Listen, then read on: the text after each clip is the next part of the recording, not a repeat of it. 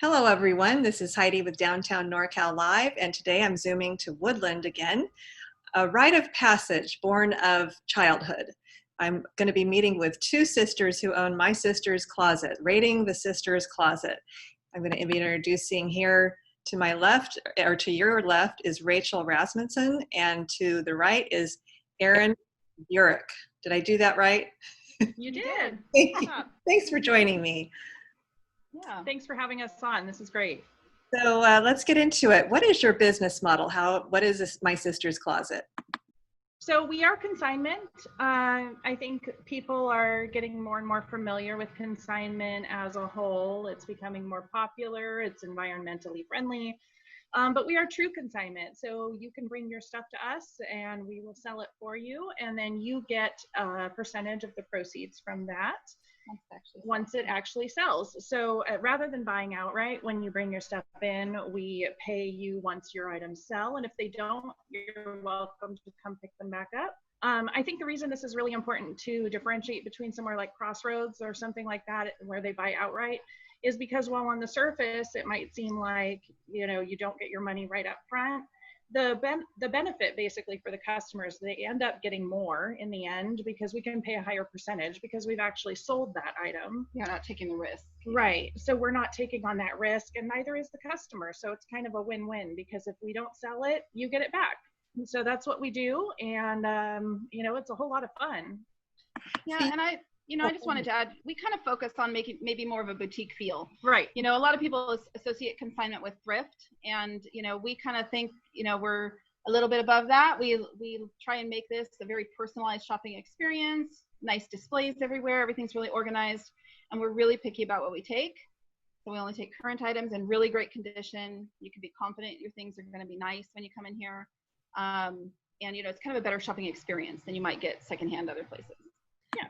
Now, you have owned My Sister's Closet since 2006, though the business itself has been there since 2000, so that's a nice longevity for you.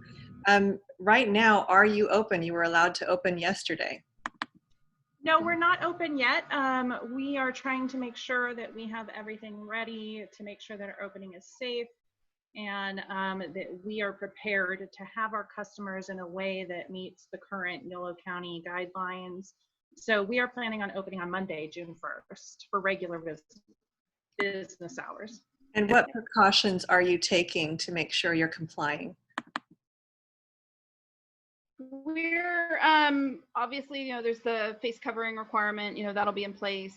Social distancing, we're going to, be monitoring that.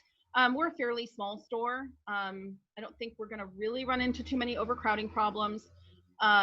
Kind of focusing on contactless transactions for payment, kind of, avoiding the cash as much as possible, and then cleaning regularly.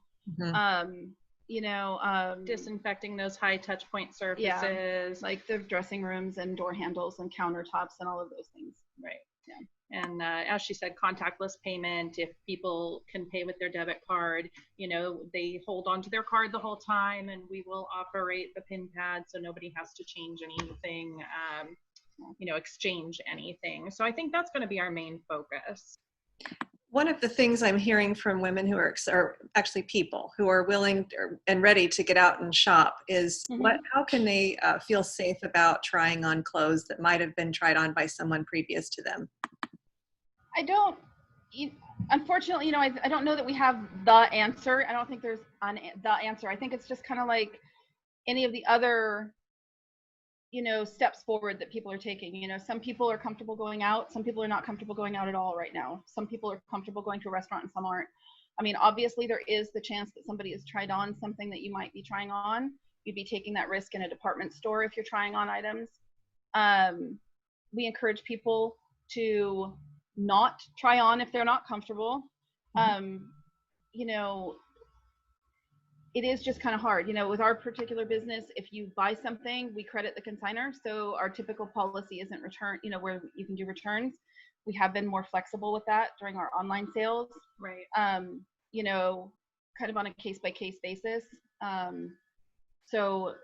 So I don't think we have like a definitive answer for that. It's just kind of fluid, and we're just going to have to see how it goes as it goes. And I also feel that there's really no greater I feel that there's no greater contact risk from trying on a piece of clothing than there would be from, say, picking up the, shampoo off the shelf that the last person looked at, or, because it's all contact, and there's potential trace, contamination that might be there. But I feel, or sitting in a chair at a public place, or right.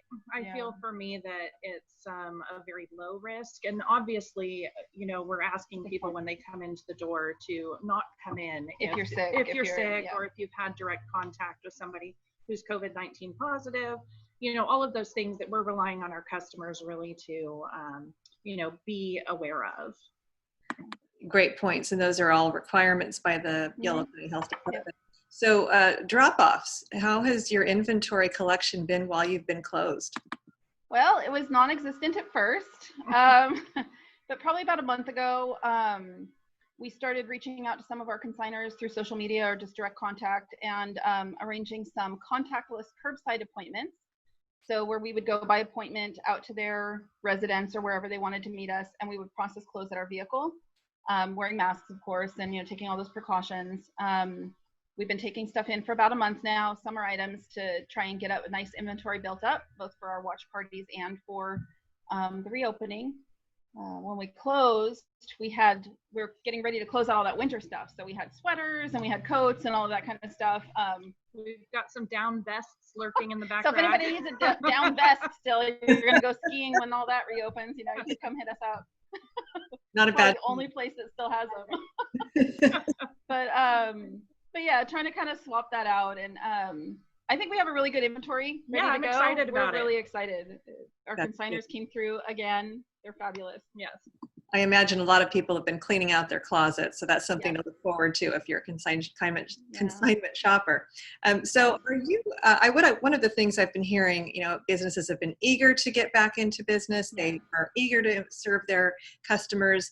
On the other hand, as we've edged into this reopening, I am hearing some fear. Do you have any concerns about consumer behavior or other things? We do. I assume you mean consumer behavior as it pertains to spending, or consumer behavior as it pertains to how to be in the space together and how to go forward with that? I think all of it. There are a lot of concerns out there. So I know for me, sometimes I'll go out and I'll be in a space where people aren't adhering to the face covering requirement, say. We would just ask our customers to be respectful of that, to be respectful of other people's concerns and fears and the county guidelines and all of those things. And we will be enforcing the face covering requirement. So we are going to ask our customers if they come in without it to have it. We would like to not be in a position where that becomes an issue for anybody. But I think we have a small community. I think most people that come in here have that kind of small business behavior and align, that kind of community feeling that a lot of people know us by sight, know us by name around town.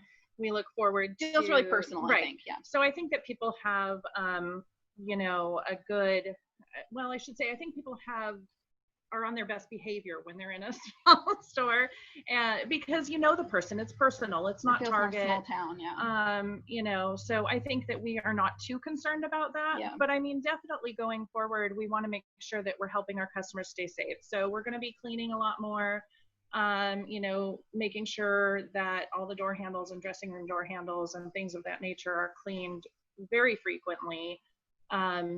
Obviously sometimes we're here by ourselves, so I can't clean after every person, but it would be at least, every hour, every half hour at the most. Mm-hmm. So we're just making sure to do all of that, but I don't have any particular fears. I just want everybody to feel comfortable, and we want everybody to come back. Yeah, and we want to see everybody.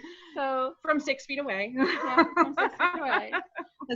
So go ahead. What were you going to say? Oh, I was going to ask, in terms of the other fear we mentioned, that's, will shoppers be back in? And you have already gone through the big recession. Since you opened in 2006, you experienced 2007 and 2008. So what kind of confidence do you have that people will be shopping consignment? I think it's good. I mean, like I said, we have a great customer base. We have all the consigners that bring stuff in and, you know, have that extra money, you know, so, you know, they're our lifeblood, so to speak. You know, they're half of that equation anyway. You know, we're kind of an interesting business in the sense that, you know, our consigners are kind of like business partners. You know, they bring in the stuff that we sell. We rely on them for our inventory. And then we've got our customers that we rely on to buy that inventory so that they get paid and we get paid. And it works pretty well together, even through a recession, I think. Yeah, we had the recession before, as you mentioned, and it was definitely tough. Right. We were one of the very few businesses left on Main Street, especially retail. Yeah. It was us and like one Main Street Antiques across the street and some restaurants, and you know, that was about it. The sewing and back place was on our block, yeah. And you know, Bangkok Cuisine, they've been here a long time. So, you know, you see these people, you know, there's a couple of these smaller, you know, a couple of us weathered that storm. We're really confident that we'll be here. You know, we rely on our customers. Obviously, we can't wait to see everybody. We've gotten so much support during this closure. Customers, consigners reaching out on social media, through email, supporting our live sales. Yeah, and just reaching out, just to say, when are you guys coming back? And we can't wait to see you. And you know, those kinds of things. It's been very positive. And I'm confident that people will return. I just think it might be a little, you know, slow start. People are kind of easing into it. They're going to come see us when they feel comfortable. Mm-hmm. And we're going to be here. We're going to start opening up Monday, as we said. And we'll start consignment Thursday, though. Yeah, consignment will begin anew on Thursday. Give us time to kind of get our feet wet with getting all the little kinks ironed out with opening up. So yeah we're excited, though. Everyone's going to be very patient, and you're absolutely right. Woodland has become such a favorite destination for me. I love all the shops up and down Main and First, and it's wonderful. It is so great down here now. It's been amazing to be on Main Street and to see that grow, and just all the new businesses come in, all the cute little shops, all the restaurants. Yeah. It's just been fantastic. Yeah. We're so glad to be a part of it. It's been great to see the sort of renaissance of downtown and to be a part of it. Yeah. So you don't have a website. Obviously, single items are not all that effective on a website. You'd be doing nothing but the website. So what is the best way for people to connect with you? People can connect with us a couple of ways. Now that we're going to be reopening, of course, we'll be here during regular business hours by phone call. We also have email and our social media. So we have a page on Facebook. We are also on Instagram. Our Instagram presence is not as large right now. I'm trying to work on sort of getting that built up. You know, I've focused a little bit on Facebook, and I need to focus my attention also to Instagram. So look for that to kind of expand in the future. So you can message us on Facebook or call the store. And we have the email too. The email is just msc530@yahoo.com. And that's MSC for My Sister's Closet. Yeah. So it's MSC530. Okay. .com. And your Facebook and Instagram handles? We're pretty responsive. So. Oh, yeah, sorry. So at Instagram, it's 530 My Sister's Closet, I believe. Honestly, I really don't. How about this? I don't look at it. That's terrible. Don't do Instagram, apparently.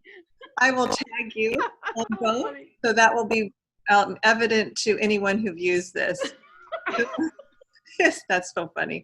I'm like, what is it? I don't remember.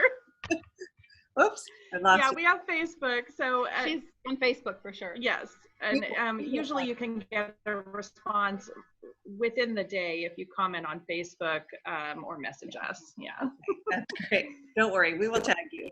So this is Heidi with Downtown NorCal Live. I've been talking with Rachel Rasmussen and Erin Burek, and they are the co-owners of My Sister's Closets and also sisters. So thanks so much for joining us. Sisters. Thank you so much. It's been great talking to you. I appreciate it. I'll return tomorrow. I'll return tomorrow with another interview, and I so appreciate the chance to talk with My Sister's Closet today. Bye-bye, everyone.